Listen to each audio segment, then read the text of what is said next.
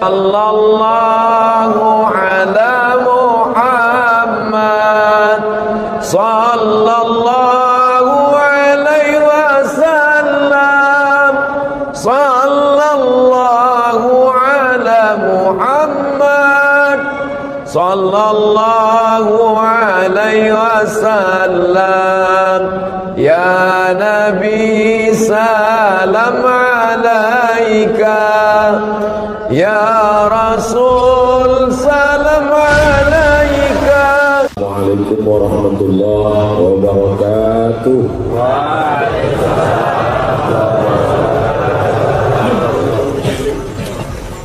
Alhamdulillah wassalatu wassalamu ala Rasulillah Sayyidina wa Maulana Muhammad ibni Abdullah wa ala alihi wa sahbihi wa man da'a bi da'watihi wa istanna bi sunnatihi ila yaumi liqa'i rabbih.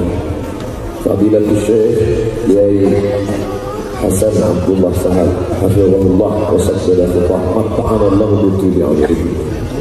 Para ustaz, alim ulama, al-afadhil, para santri, masyarakat yang hadir pada subuh penuh barakah ini, muslimin muslimat tak dapat saya sebut satu persatu. Insyaallah kita semua dimuliakan Allah Subhanahu wa taala.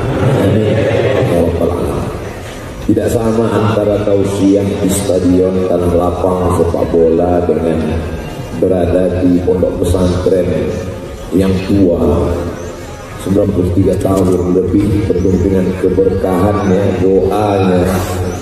Maka ada rasa sungkan, ada rasa segan, ada rasa cemas, ada rasa takut.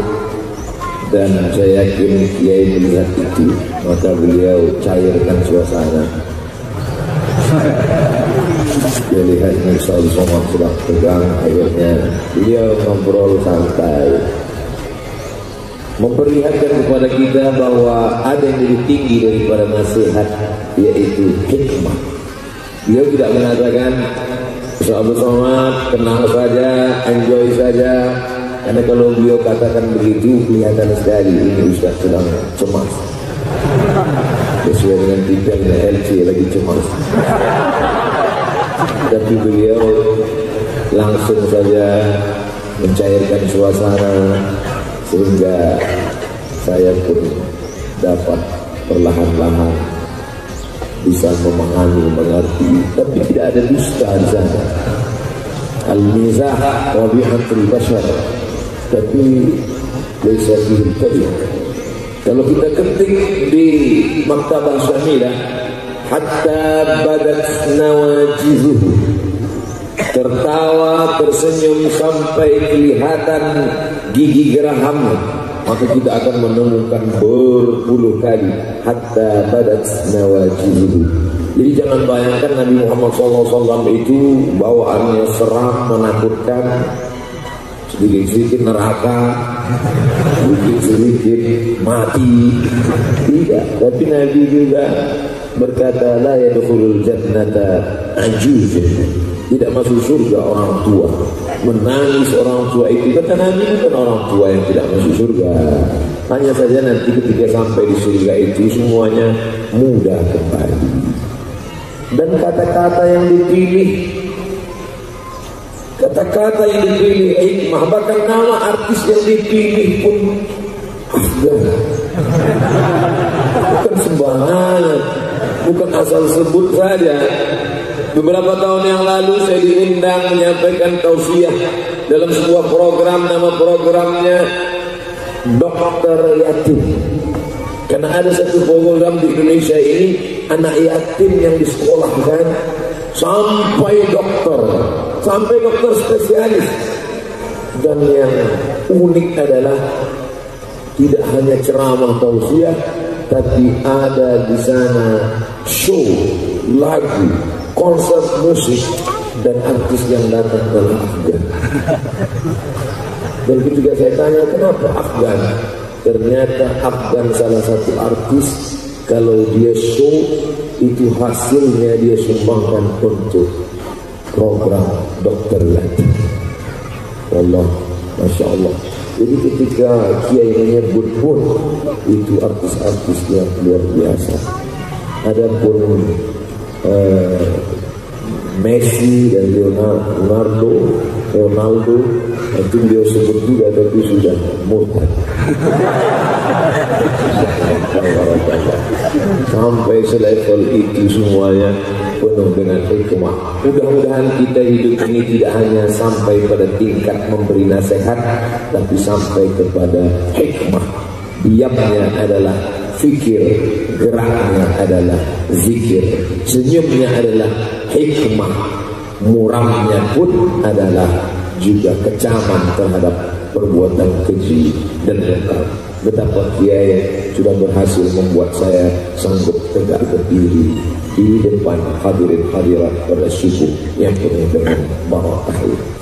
Saya bertanya, Kiai, saya duduk atau berdiri? Anda terserah. Makna minta berdiri itu supaya saya ada alasan ketika tausiahnya pendek, mohon maaf jangan berdiri. Tapi beliau katakan, nanti kalau lelah berdiri sambung dengan duduk. Ittaqu firasatal mu'min fa innahu yahzuru bi'illah. Masyaallah, tabarakallah. Ada bahasa untuk tilmid, ada bahasa untuk kiai, ada bahasa untuk talib, ada bahasa untuk matlub. Selama ini saya sangka ada susunan uslub bahasa, ada mufradat untuk tilmid. Dulu kita kenalkan itu mufradat tilmid, tapi ternyata sampai digontor, sampai mikrofon pun ada mikrofon tilmid. Diganti. Masya Allah, tabarakallah. Semuanya adalah hikmah. Bagaimana supaya Abdul Somad yang tidak tamat pesantren, yang level paling bawah ini bisa pede bicara di gontor dan di depan santri? Maka diberikan supaya diusulkan menjadi anggota IKPM kehormatan. Berdiri bicara mengangkat biar darajat. Dihakikat anak akhlak kita. Masya Allah. Duduk di samping kiai kehormatan luar biasa, Yazid. Tapi ada rasa takut cemas begitu cara beliau mengangkat untuk ada namanya anggota IKPM kehormatan. Masya Allah, tabarakallah, jazakumullahu khairul jaza. Tema yang diberikan kepada saya dengan tema santri sebagai generasi khairul ummah. Dulu saya bebas ceramah tausiah sampai mau saya sampaikan, tapi hari ini tidak boleh, mesti sesuai dengan tema. Keluar dari tema akan ada pemeriksaan. Masya Allah, tabarakallah. Santri, kalau ada orang mengatakan santri ini hanya ada di Indonesia, mungkin namanya iya, tapi substansi maknanya, maka sesungguhnya sahabat itu pun mungkin juga dapat dikatakan santri, karena rukun pesantren ada pada Nabi Muhammad dan para sahabat. Ada kiainya, ada tempat belajarnya, ada kitab dan programnya, ada manhajnya. Maka kalau dilihat itu pada diri Rasulullah SAW dan para sahabat, siapa kiainya? Sayyidina wa maulana Muhammad sallallahu alaihi wasallam. Siapa santrinya? Al-muhajirun wal ansar walladzina tabauhum bi ihsan. Ulaika, mereka itu radhiyallahu anhum wa radu an. Apa kitab yang mereka pakai? Wa ma yantiqu 'anil hawa in huwa illa wahyu yuha. Siapa penjelasnya? Rasulullah SAW. Apa penjelasannya? Ma'udhifa ila Nabi SAW min qawlin aw fi'lin aw sifati khalqiyatin wa khuluqiyatin min ba'di bi'isatihi ila wafatihi sallallahu alaihi wasallam. Apakah mereka bonding tinggal menetap? Ya, Ahlus Suffah yang diketuai oleh Abdus Syams yang namanya berubah menjadi Abdurrahman Ibn Sahar Ad-Dusi, dan dikenal selalu membawa kucing.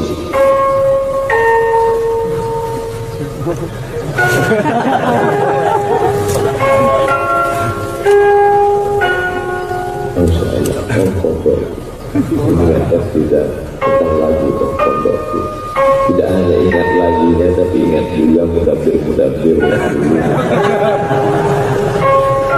Masya Allah, tabarakallah. Ada suara yang bisa mengingatkan, ada harum-haruman yang bisa mengenang masa lalu.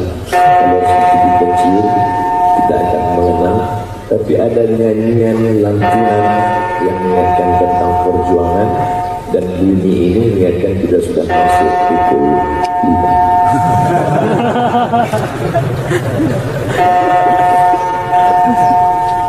Abdurrahman bin Sakhar Ad-Dusi dikenal dengan Ya Abahir, kata Nabi SAW.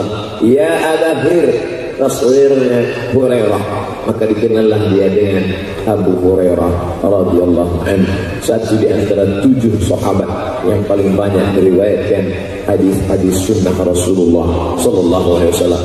Jadi posisi kedudukan mereka itu substansinya adalah mereka santri menurut bahasa kita, dan beliau adalah kiai. Kemarin beberapa hari yang lalu saya ditanya oleh salah seorang kawan, Ustaz Somad, apa beda ustaz dengan kiai?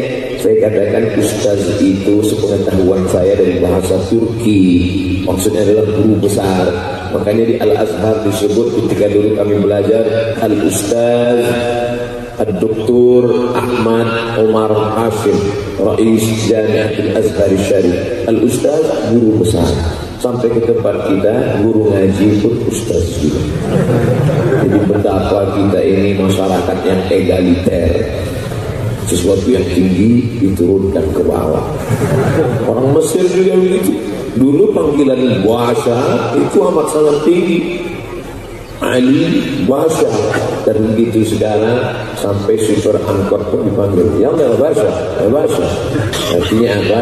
Panggilan yang begitu tinggi. Dan kabarnya ada kawan saya dulu sekolah di Saudi Arabia, katanya di sana semua dipanggil Syekh. Yang mana Syekh? Kata beliau, wallahu a'lam, tapi saya yakin riwayatnya thiqah, adil dan dhabit. Suatu ketika Syekh Utsaimin sedang datang berjalan, ada seekor anjing di Riyadh. Apa kata kawannya itu? Kata dia, ya ya Syekh, orang ya Syekh, Syekh. Artinya sampai semua pun dipanggil Syekh.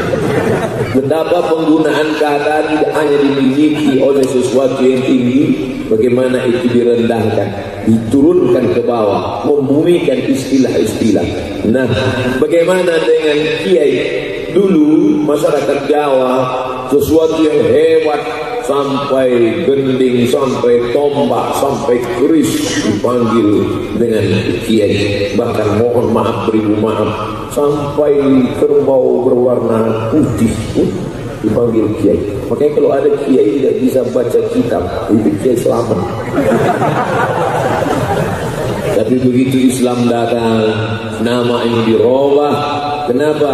Ada perubahan substansi makna. Membaca kitab lengkap dengan akhlaknya, lengkap dengan canda tawa yang jauh daripada dusta, kehormatan dan kemuliaan. Maka apa maknanya? Di sana ada santri, di sana ada kiai, di sana ada ulama, di sana ada alim, dan di sana ada muta'allim. Maka unsur itu ada pada sahabat, pada Rasulullah sallallahu alaihi wasallam. Khairu ummah. Suatu ketika duduklah Mu'adz bin Jabal bersama dengan Hudzaifah ibnul Yaman, bersama mereka Ubay bin Ka'ab radhiyallahu anhum ajma'in. Datanglah orang Yahudi berkata, apa kata orang Yahudi? Nahnu khairun minkum wa dinuna khairun mimma tad'unana ilaihi. Kami, kata orang Yahudi, lebih baik daripada kalian, dan agama kami lebih baik daripada agama kalian. Maka Allah Subhanahu wa taala menurunkan ayat, kuntum khairu ummah ukhrijat linnas. Kamu adalah umat yang terbaik, membatalkan itu semua. Sampai-sampai ketika datang Sayyidina Umar bin Khattab radhiyallahu anhu membawa lembaran-lembaran Taurat, Nabi bertanya, "Ma hadza ya Umar?" Apa yang kamu bawa ini wahai Umar? Lalu kemudian Umar menyebutkan, Ini lembaran Taurat. Nabi mengambil dan menyobeknya. Apa kata Sayyidina Umar? Lau kana Musa hayyan ma wasa'ahu illa ayyattabi'ani. Seandainya Musa hidup, dia pasti ingin menjadi umat Muhammad sallallahu alaihi wasallam. Dan suatu ketika pernah Nabi berkata, ada dulu mereka beribadah selama 80 hari, 80 malam, 80 tahun lamanya ibadah mereka. Malamnya mereka qiyamul lail, dan pagi sampai petang mereka berjihad fisabilillah. La ya'sunallaha tarfata 'ainin, tak pernah mendustai, melakukan perbuatan maksiat kepada Allah tarfata 'ainin, walaupun sekedip mata. Malamnya qiyamul lail, siangnya jihad fisabilillah. La ya'sunallaha tarfata 'ainin. Mendengar cerita itu pada sahabat menunduk bersedih, karena umur yang paling pendek adalah umur kita, sedangkan usia pendek jasad tubuh fisik adalah umat Muhammad SAW. Tapi ketika bersedih umat Muhammad, langsung Allah membahagiakan mereka. Apa kata Allah Subhanahu wa taala? Inna anzalnahu fi lailatul qadr wa ma adraka ma Lailatul Qadr. Lailatul Qadri khairun min alfi syahr. Apa maknanya? Kita boleh umat paling pendek usianya, kita boleh umat paling kecil tubuhnya, tapi amal kita lebih daripada amal mereka. Maka jangan pernah berkecil hati menjadi umat Muhammad sallallahu alaihi wasallam. Dulu saya termasuk yang minder, bukan hanya berkecil hati tapi berkecil tubuh. Tapi pagi ini saya dibahagiakan, kurus berarti Allah. Insyaallah hari ini kalau ada yang mengejek-ejek saya, insyaallah video itu saya akan potong, saya akan share. Terus terang ya, ada juga orang yang mendefinisikan bahwa yang berwibawa itu adalah yang tegap dan gagah perkasa. Tapi hari ini saya merasa perkasa. Bahkan ada dokter yang menyarankan saya supaya minum susu SKM 3 kali sehari. Susu kental manis. Ustaz Somad ini nampaknya menyedihkan, prihatinkan. Coba Ustaz minum pagi sekali, siang sekali, sore sekali. Andailah saya segontor lebih dulu daripada ketemu dokter itu, tentu saya dapat menjawab. Lebih baik tulis tapi awal. Tapi saya datang belakangan. Akhirnya saya ikuti saran itu dia. Saya minum 3 kali sehari, sebulan saya minum. Setelah ditimbang tak ada perubahan. Saya telepon lagi, Pak Dokter gimana ini? Tidak ada perubahan. Akhirnya kata dokter itu, Ustaz terima saja, ini sudah takdir. Betapa fisik bukan lagi menjadi acuan. Datanglah Sayyidina wa Maulana Muhammad sallallahu alaihi wasallam. Inna Allah la yanzuru ila ajsamikum. Allah tidak melihat bentuk tubuh kamu, wala ila suwarikum. Allah tidak melihat rupa wajah kamu, walakin yanzuru ila qulubikum. Yang dilihat Allah adalah hati kamu, wa a'malikum, amal etos kerja kamu.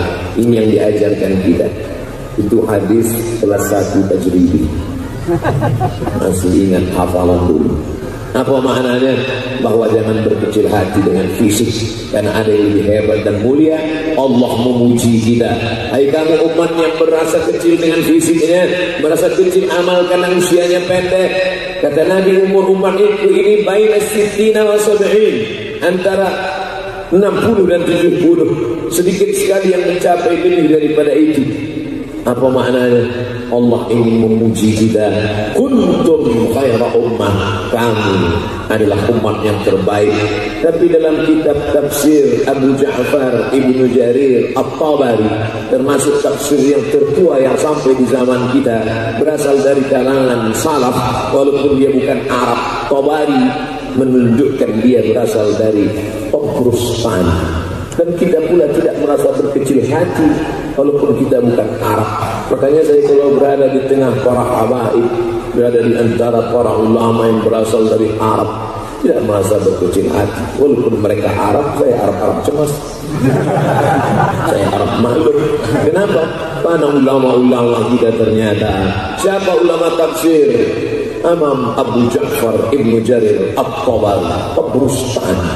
Dari mana kitab sahih Al-Bukhari Muhammad bin Ismail bin Ibrahim bin Al-Mughirah bin Bardisbah.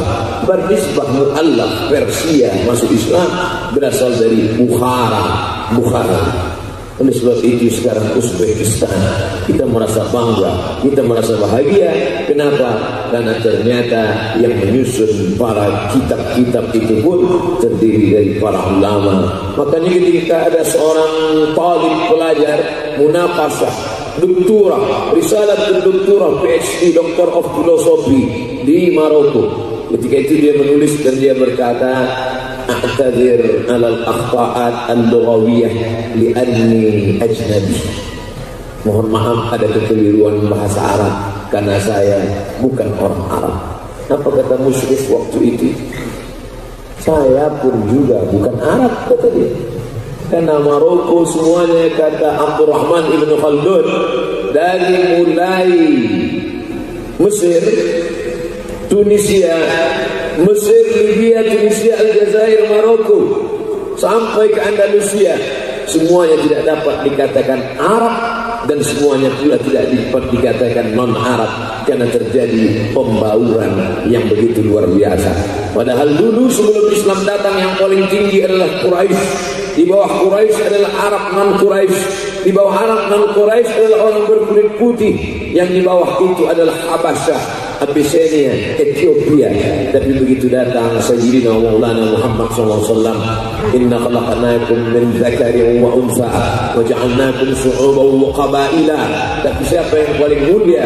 Inna akramakum indallahi atqakum, yang paling takwa. Maka santri diajarkan itu semua, kita dari kecil difahamkan itu semua. Jangan pernah merasa kecil hati.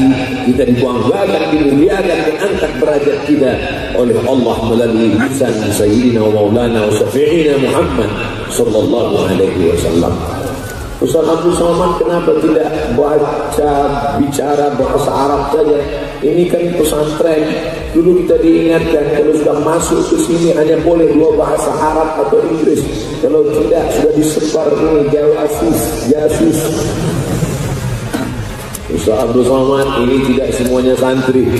5 masjid dan musola di sekitar Pondok Pesantren Darussalam Gontor Ponorogo hadir. Bagaimana bisa membedakan mana santri, mana tidak santri, mana santri Darussalam, mana yang tidak? Apa kata Kiai? Yang pakai peci hitam santri. Oh, baru saya. Untung saya pakai peci hitam. Masya Allah, tabarakallah. Artinya apa? Nasional. Jadi kalau ada yang mau berbicara, mau mengajarkan nasionalisme, datanglah ke Darussalam Gontor Ponorogo. Kain sarung nasional, pakai jas, pakai dasi internasional. Kenapa Ustaz dari kemarin nggak pakai jas, nggak pakai dasi? Level lokal. Kalau ada orang berkata yang makna nasional adalah menyanyikan, sekarang lagi tren acara-acara, marilah kita melantunkan lagu Indonesia Raya. Orang Indonesia menyanyikan lagu Indonesia Raya biasa. Di Gontor yang mimpin lagu Indonesia Raya santri dari Malaysia. Itu Bang.